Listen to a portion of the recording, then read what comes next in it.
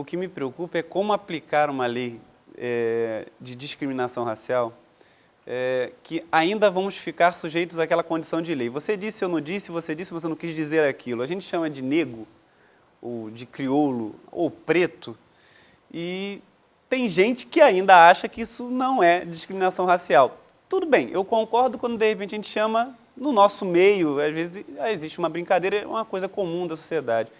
Mas quando é que a gente enxerga e vê isso como discriminação? Olha, é quando ela tem a natureza ofensiva. Porque o IBGE, desde uma série histórica de 1870, ele trabalha com essa categoria de negros, de pretos e pardos. Não de negros, mas pretos e pardos. E de lá até aqui, essa é uma condição. Há uma importação de uma compreensão, não uma compreensão, mas de um termo estadunidense, que são do American African, né, que são os afro-brasileiros, afrodescendentes. É uma adoção que procura dar a todos nós, né, você, eu, que somos pretos, né, no outro dia dizia para um rapaz, num debate, falava sobre a questão racial, não, eu, como preto, como cidadão, não me envergonho de ser preto e nem tenho disso nenhum problema do meu cabelo, do meu nariz, do meu lábio mais largo, mais bonito, mas não tenho problema com isso. Agora, aí o rapaz falou assim, mas o senhor não é preto, o senhor é da minha cor. Mas ele era muito mais preto que eu. E ele tinha vergonha de ser preto. Houve, ao longo da história também, a qualificação dos pretos e pardos foi sempre em razão de ocupar funções menos qualificadas e de estarmos sempre na base da pirâmide. Então, isso foi sempre motivo de diminuição da autoestima. É uma autodiscriminação, né? Não, acaba funcionando como uma autodiscriminação, porque há uma discriminação muito negativa, onde os pretos e pardos se sentem como se não pudessem chegar às universidades, não pudessem ser engenheiros, médicos, odontólogos, pilotos de avião e advogados, e nas áreas de exatas, de humanas e biológicas, medicina, você não encontra uma presença. Eu tive ontem com um vereador negro, e ele me dizia assim, que ele é um dentista, um odontólogo, e tinha participado de um congresso de odontólogos, acho que foi em Brasília, em algum lugar. Ele falou que tinha perto de 800 dentistas. E ele procurou de luz acesa e encontrou 2 dentistas negros, quer dizer, 2, ele mais um, que faziam em 800. Quer dizer, é como se o país, que tem, segundo os dados que o IBGE deve apresentar pelo censo do ano que vem, 50,7% da população brasileira de negros, de pretos e pardos, é como se não houvesse.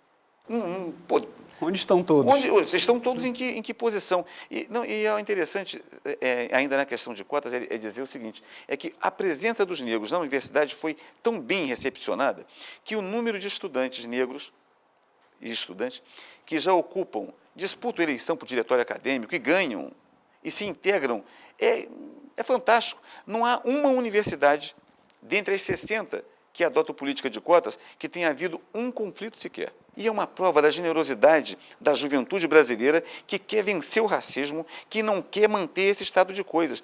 E tem um dado também interessante, então, além das 60, por exemplo, o ProUni, que é um programa do nosso governo, e que já incluiu perto de 650 mil estudantes nas universidades brasileiras. Destes 650 mil, quase 650 mil, cerca de 300 mil são pretos e pardos. Sabe quando entrou tanto estudante preto e pardo na universidade? Agora, não há registro da presença de negros na universidade brasileira com essa expressão. A política de cotas, de ação afirmativa, de cotas raciais, é para ser eterna? Não. É preciso criar um ambiente de que todos cheguem à universidade. E o que acontece hoje é que a escola pública era padrão de qualidade. A classe média, a elite, sempre migraram, colocavam seus filhos na escola pública. Ou era o Pedro II que é disputado ainda, ou a aplicação e outros colégios. O princípio da universalização do ensino fez o quê? Que todos nós fôssemos à escola pública.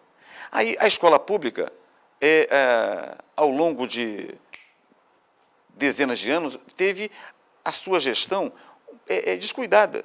Professores mal remunerados, pessoal de trabalho também não suficientemente remunerado e as escolas em condição bastante precárias.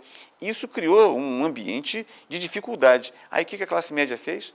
Ela se mandou da escola pública e foi para a escola particular, para colocar os seus filhos. E a escola pública ficou para a gente. Então, o professor da escola pública e os servidores, eles têm que ter assim, aquele carinho, e tem, o carinho que tem para poder formar aquela juventude, aquelas crianças que são, na sua grande maioria, pretos e pardos, que estão na escola pública e que, às vezes, não têm ainda o incentivo de buscar a universidade. Agora, quando chega... E detalhe, né? A escola particular, ela recebe uma subvenção expressiva. Qual é a subvenção? Se você está na escola particular, você tem um desconto no seu imposto de renda. Se o pai tiver 5 filhos, ou 3 filhos, uma família, ele tem um desconto no imposto de renda para aqueles 3 filhos, não é para um, para 2 e para 3. Gasto por filho. Então, esse benefício...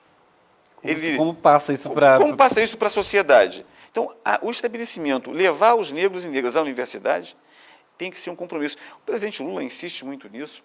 O ministro Edson Santos é um sonhador o tempo inteiro, trabalha com essa ideia também, porque foi aluno da UERJ, na época não tinha na UERJ tantos negros, como hoje a UERJ é referência no Brasil com a presença de negros e negras. É fantástico. Então, o momento que o país experimenta, desse debate todo, é único. E o Estatuto da Igualdade Racial, colocado nesse cenário, ele seguramente é o ponto de partida. Ele é duas coisas. É uma segunda abolição. Aquela de 1888, insuficiente, vai ser complementada agora por esse estatuto, que agrupa, que consolida um tanto de possibilidades para que os negros e negras tenham as condições de fruição dos bens e serviços, dos bens econômicos, dos bens culturais que estão disponibilizados e que ainda estão inacessíveis para a população negra. Então, ele reúne isso tudo. Então, a segunda abolição que reúne todas essas possibilidades. E mais, ele não é o fim, ele é o ponto de partida para que a gente avance rapidamente, acelere o processo de inclusão de negros e negras e avance nessa construção desse ambiente de igualdade de oportunidades. Porque aí, o que é democracia? É ter um ambiente de igualdade de oportunidades para todos, né? Se a gente avançar, consolida a democracia, recepcionar a diversidade, recepcionar o gênero, recepcionar a orientação sexual, recepcionar indígenas, recepcionar os ciganos, segmentos que estão invisíveis